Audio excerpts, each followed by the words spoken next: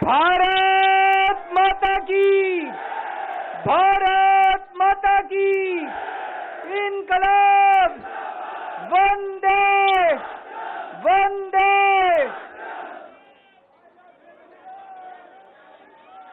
आप सब लोगों का तहे दिल से बहुत बहुत शुक्रिया।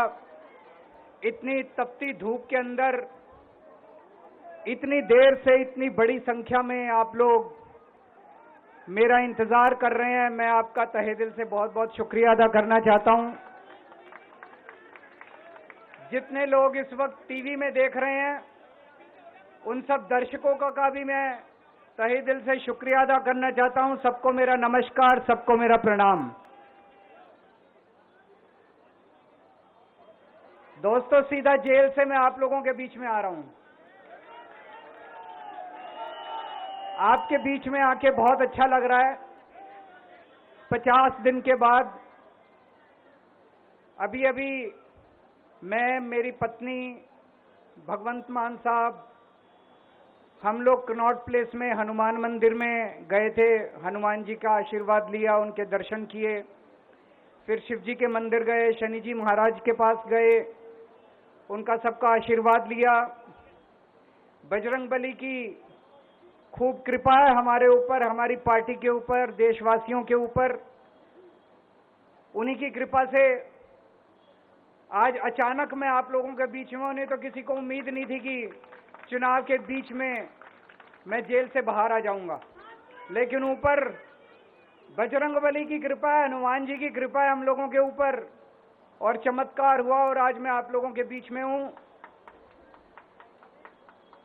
दोस्तों, हमारी आम आदमी पार्टी एक छोटी सी पार्टी है, 2 राज्यों के अंदर है, अभी 10 साल पुरानी पार्टी है। हमारी पार्टी को कुचलने में, खत्म करने में प्रधानमंत्री जी ने कोई कसर नहीं छोड़ी। एक साथ हमारी पार्टी के 4 टॉप के नेता जेल भेज दिए एक साथ। अरविंद केजरीवाल, मनीष सिसोदिया, संजय सिंह, सतिंदर जैन। बड़ी बड़ी पार्टियों के अगर 4 टॉप के नेता जेल चले जाएं, पार्टी खत्म हो जाती है।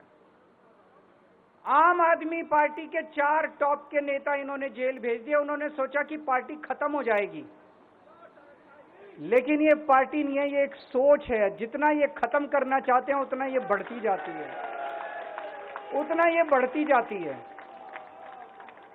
ये क्रश करना चाहते हैं प्रधानमंत्री जी आम आदमी पार्टी को। जो लोग मोदी जी से मिलने जाते हैं, वो कई लोग हमें भी जानते हैं, वो बाहर आके हमें बताते हैं कि आपके बारे में सबसे पहले मोदी जी से जो भी मिलने जाता है, सबसे पहले वो केजरीवाल की और आम आदमी पार्टी की 10 से 15 मिनट बात करते हैं। उनको कहते हैं कि आने वाले समय के अंदर आम आदमी पार्टी ही देश को भविष्य देने वाली है। वो खुद भी मानते हैं। इसीलिए वो चाहते हैं कि आज ही आम आदमी पार्टी को बढ़ने से रोका जाए, इनको कुचल दिया जाए। ये तानाशाही है। अगर उनको लगता है कि आम आदमी पार्टी आने वाले समय में बीजेपी को चैलेंज देने वाली है, आप अच्छे काम करो, आप देश को भविष्य दो। आज आपकी सरकार है केंद्र के अंदर, आप देश के लिए काम करोगे, आम आदमी पार्टी को कोई पूछेगा ही नहीं। लेकिन आप कुछ काम नहीं करो और आम आदमी पार्टी को कुचल दो, ये जनतंत्र नहीं है। ये इस देश की जनता पसंद नहीं करती है। इन्होंने आम आदमी पार्टी को कुचलने में कोई कसर नहीं छोड़ी। छोटे से लोग हैं हम लोग, छोटी सी पार्टी है। 75 साल के अंदर इस कदर किसी पार्टी को और उसके नेताओं को प्रताड़ित नहीं किया गया जिस तरह से प्रधानमंत्री मोदी जी ने आम आदमी पार्टी को प्रताड़ित करने की कोशिश की है। मेरे को इन्होंने जेल भेज दिया। प्रधानमंत्री जी कह रहे हैं मैं भ्रष्टाचार से लड़ रहा हूं।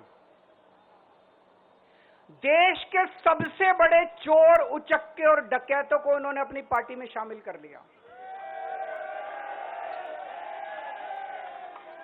जिन लोगों को 10 दिन पहले मोदी जी कहते थे 70,000 करोड़ का इसने घोटाला कर दिया, थोड़े दिन के बाद उसी आदमी को अपनी पार्टी में शामिल करके किसी को डिप्टी सीएम बना देते हैं, किसी को मंत्री बना देते हैं और उनके सारे ईडी और सीबीआई के मामले खत्म कर देते हैं और कहते हैं मैं भ्रष्टाचार से लड़ रहा हूं।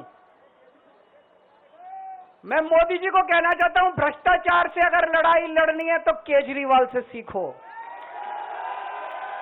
प्रधानमंत्री जी, भ्रष्टाचार के खिलाफ लड़ाई केजरीवाल ने लड़ी है। 2015 में जब दिल्ली में हमारी सरकार बनी थी, हमारे एक मंत्री का एक ऑडियो मेरे पास किसी ने व्हाट्सएप कर दिया। उस ऑडियो में मेरा मंत्री किसी दुकान वाले से 5 लाख रुपए मांग रहा था। किसी मीडिया वाले को नहीं पता था, विपक्ष को नहीं पता था, आप लोगों को याद होगा। मैंने अपने खुद मंत्री को सीबीआई के हवाले कर दिया, जेल भेज दिया था अपने मंत्री को। ये होती है भ्रष्टाचार के खिलाफ लड़ाई। पंजाब के अंदर मेरा एक मंत्री भ्रष्टाचार में, मेरे को पता चला कि वो पैसे मांग रहा है। वहां पे मान साहब ने उसको, किसी को भी, विपक्ष को नहीं पता था, मीडिया को नहीं पता था, हमने अपने मंत्री को उठा के जेल में भेज दिया। तुम देश के सारे चोर उचक्के डकैतों को अपनी पार्टी में शामिल कर लो और केजरीवाल को जेल भेज दो और कहो मैं भ्रष्टाचार के खिलाफ लड़ रहा हूं। तो आप भ्रष्टाचार के खिलाफ नहीं लड़ रहे प्रधानमंत्री जी। आप देशवासियों को बेवकूफ मत समझो। देश बच्चे बच्चे की जुबान के ऊपर हो रहा है कि सारे चोर चक्कों को अपनी पार्टी में शामिल करके और ईडी और सीबीआई के सारे केस उनके रफा दफा कर। केजरीवाल को क्यों गिरफ्तार किया? केजरीवाल को गिरफ्तार करके उन्होंने एक मैसेज दिया है सारे देश को कि अगर मैं केजरीवाल को गिरफ्तार कर सकता हूं तो किसी को भी गिरफ्तार कर सकता हूं। कोई केस नहीं होगा, कोई मामला नहीं होगा, तब भी मैं तुमको गिरफ्तार कर सकता हूं। एक बेहद खतरनाक मिशन चालू किया हुआ है प्रधानमंत्री जी ने, बहुत ही खतरनाक। देशवासियों को यह समझने की, अब जब मैं बोलने जा रहा हूं, समझने की जरूरत है। उस मिशन का नाम है वन नेशन वन लीडर। देश के सारे नेताओं को खत्म करना चाहते हैं मोदी जी और इसको 2 स्तर के ऊपर इस मिशन को चला रहे हैं। जितने विपक्ष के नेता हैं उनको जेल भेजेंगे और जितने बीजेपी के नेता हैं उनको सबको निपटा देंगे, उनकी राजनीति खत्म करते जाएंगे, उनको सबको निपटाते जाएंगे। विपक्ष के अंदर आज इन्होंने मनीष सिसोदिया को जेल भेज दिया, संजय सिंह को जेल भेज दिया, सत्येंद्र जैन को जेल भेज दिया, केजरीवाल को जेल भेज दिया, हेमंत सोरेन को जेल भेज दिया, ममता दीदी के कई मंत्रियों को जेल भेज दिया, स्टालिन के कई मंत्रियों को जेल भेज दिया, केरला के सीएम के पीछे पड़े हैं। अगर ये चुनाव जीत गए, मेरे से लिखवा लो एफिडेविट के ऊपर, थोड़े दिन के बाद ममता दीदी जेल में होंगी, तेजस्वी यादव जेल में होगा, स्टालिन साहब जेल के अंदर होंगे, पिनरई विजयन जेल के अंदर होंगे, उद्धव ठाकरे जेल के अंदर होंगे, जितने विपक्ष के नेता ये सारे जेल के अंदर होंगे। अगर ये चुनाव जीत गए, इन्होंने बीजेपी का एक नेता नहीं छोड़ा। आडवाणी जी की राजनीति खत्म कर दी इन्होंने, मुरली मनोहर जोशी की राजनीति खत्म कर दी, सुमित्रा महाजन की, शिवराज सिंह चौहान जिसने मध्य प्रदेश का चुनाव जीत के दिया इन लोगों ने, शिवराज सिंह चौहान ने उसको मुख्यमंत्री नहीं बनाया, उसकी राजनीति खत्म कर दी। वसुंधरा राजे की राजनीति खत्म कर दी इन्होंने, खट्टर साहब की राजनीति खत्म कर दी, डॉक्टर रमन सिंह की राजनीति खत्म कर दी। अब अगला किसका नंबर है? योगी आदित्यनाथ। अगर ये चुनाव जीत गए, मेरे से लिखवा लो, 2 महीने के अंदर उत्तर प्रदेश का मुख्यमंत्री बदल देंगे। योगी आदित्यनाथ की राजनीति खत्म करेंगे, उनको भी निपटा देंगे। यही तानाशाही है दोस्तों। वन नेशन वन लीडर ये चाहते हैं, एक ही तानाशाह इस देश के अंदर बचेगा, एक ही तानाशाह इस देश के अंदर बचेगा। हमारा देश बहुत महान है, 4000 5000 साल पुराना हमारा देश है। इसके पहले पिछले 4000 साल में कई मौके आए जब इस देश के ऊपर तानाशाहों ने कब्जा करने की कोशिश की। लेकिन हमारे देश के लोगों ने उन तानाशाहों का तख्ता उखाड़ के फेंक दिया। जब जब हमारे देश में ऐसा मौका आया कि तानाशाह ने हमारे देश के ऊपर कब्जा करने की कोशिश की, इस देश की जनता ने उसका तख्ता उखाड़ के फेंक दिया। आज एक तानाशाह इस देश से जनतंत्र खत्म करना चाहता है। आज एक तानाशाह इस देश से लोकशाही खत्म करना चाहता है। मैं पूरे तन मन धन से लड़ रहा हूं, संघर्ष कर रहा हूं उस तानाशाह के खिलाफ। 140 करोड़ लोगों का साथ चाहता हूं मैं। मेरे अकेले के करने से नहीं होगा। 140 आज मैं आप लोगों से भीख मांगने के लिए आया हूं। 140 करोड़ लोगों से 140 करोड़ लोगों से भीख मांगने के लिए आया हूं। मेरे देश को बचा लो, मेरे भारतवर्ष को बचा लो, मेरा भारत बहुत इस तानाशाही से बचा लो मेरे दोस्त, मेरे देश को।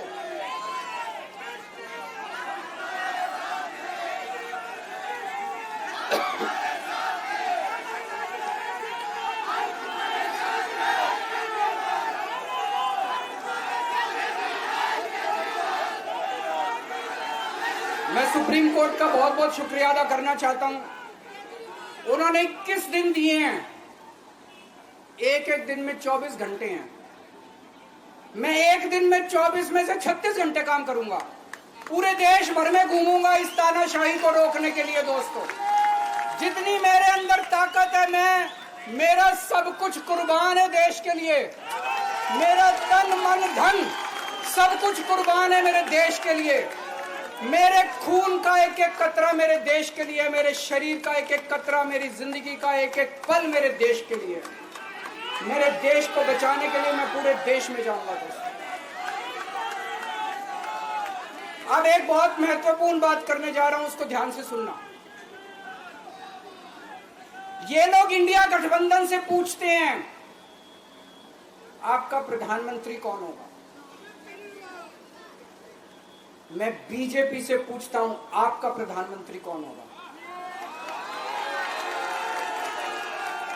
आप लोग सोच रहे होंगे केजरीवाल क्या बात कर रहा है, मोदी जी होंगे। नहीं, मोदी जी अगले साल 17 सितंबर को 75 साल के हो रहे हैं।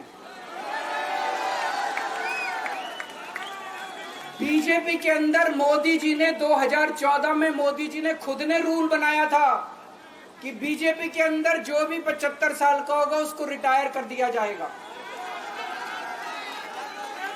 सबसे पहले आडवाणी जी को रिटायर किया गया, उसके बाद मुरली मनोहर जोशी जी को रिटायर किया गया, फिर सुमित्रा महाजन को रिटायर किया गया, फिर यशवंत सिन्हा को रिटायर किया गया। अब मोदी जी अगले साल 17 सितंबर को रिटायर होने वाले हैं। तो मैं बीजेपी से पूछना चाहता हूं आपका प्रधानमंत्री का दावेदार कौन है। दोस्तों, अगले साल 17 सितंबर तक अगर इनकी सरकार बनी, तो उस पर भी आऊंगा मैं। अगर इनकी सरकार बनी तो पहले अगले 2 महीने में योगी जी को निपटाएंगे ये, और उसके बाद मोदी जी के सबसे खास अमित शाह को ये प्रधानमंत्री बनाएंगे। तो मैं लोगों को, देश के लोगों को आगाह करना चाहता हूं, मोदी जी अपने लिए वोट नहीं मांग रहे। मोदी जी अमित शाह को प्रधानमंत्री बनाने के लिए वोट मांग रहे हैं। मैं पूछना चाहता हूं मोदी जी से और अमित शाह जी से, ये मोदी की गारंटी पूरी कौन करेगा? क्या अमित शाह मोदी की गारंटी पूरी करेंगे? जब आप अगर जो वैसे तो मेरे को लगता है मैं भी आऊंगा उसके ऊपर, मुझे नहीं लगता इनकी सरकार बन रही है, लेकिन जो बीजेपी को वोट देने जाएं वो ये सोच के जाना कि आप मोदी जी के नाम पे वोट नहीं दे रहे, आप अमित शाह के नाम पे वोट दे रहे।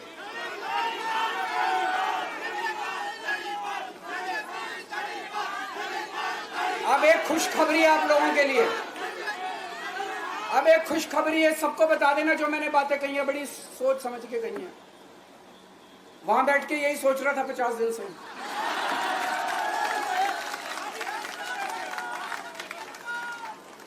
दोस्तों, पूरे देश के मेरे को बाहर निकले हुए 20 घंटे हो गए।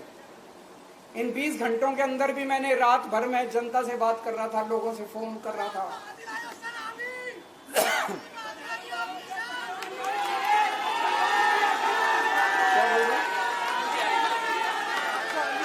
रात को आंधी आई थी।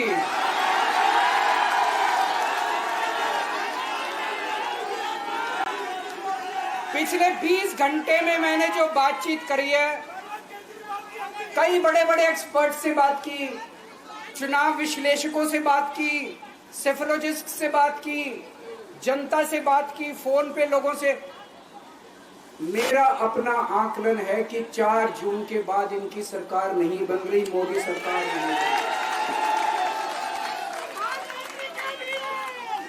दोस्तों, अगर मैं गलत हूं तो मेरे को बताना। हरियाणा में इनकी सीट कम हो रही है, राजस्थान में कम हो रही है, कर्नाटक में कम हो रही है, दिल्ली में कम हो रही है, बिहार में कम हो रही है, महाराष्ट्र में कम हो रही है, कर्नाटक में कम हो रही है, बंगाल में कम हो रही है, झारखंड में कम हो रही है।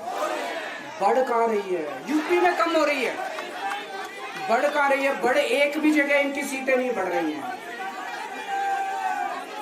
मेरा अपना मानना है, और सट्टा बाजार में भी जो चल रहा है, इनकी 220 से 230 के बीच में सीट आ रही है, उससे ज्यादा सीट नहीं आ रही।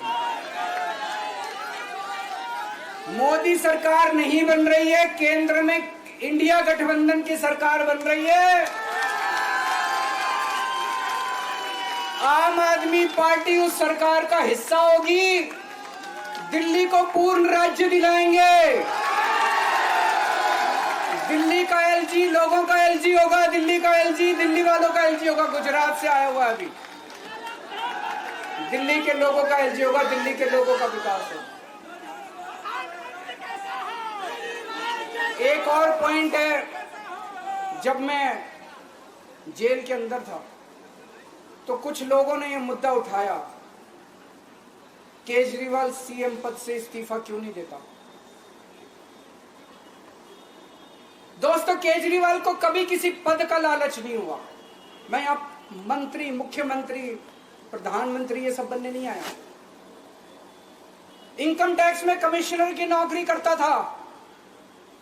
कमिश्नर की नौकरी छोड़ के दिल्ली की झुग्गियों के अंदर 1 नहीं, 2 नहीं, 3 नहीं, 10 साल तक मैंने दिल्ली की झुग्गियों के अंदर काम किया है, सुंदर नगरी और नंद नगरी की झुग्गियों के अंदर। इनकम टैक्स कमिश्नर की नौकरी छोड़ के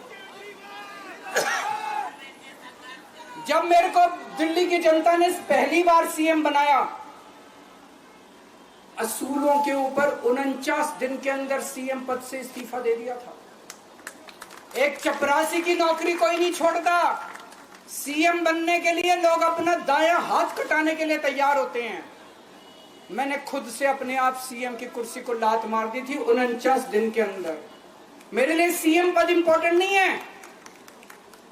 आज मैंने सीएम पद से इस्तीफा क्यों नहीं दिया जेल जाने के बाद? दोस्तों, पिछले 75 साल में भारतवर्ष में